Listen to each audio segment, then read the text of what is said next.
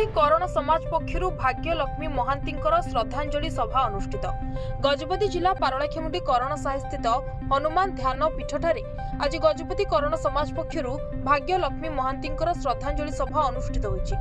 स्वर्गीय महांती 80 वर्ष बयस इह लीला त्याग करथिले। से जने पर उपकारी एवं भल मनीष थिले। आज गजपति करण समाज कोषाध्यक्ष हरिमोहन पट्टनायक, भेंकटेश्वर पट्टनायक, अमूल्य पात्र उपस्थित स्वर्गीय महांती चित्र ठारे प्रदीप प्रज्वलन पूर्वक पुष्प दे श्रद्धांजलि ज्ञापन करा जायतिला। एही अवसर में 2 मिनिट नीरव प्रार्थना करा जायतिबा बेले गजपति करण समाज अन्य सदस्य माने उपस्थित रहिथिले।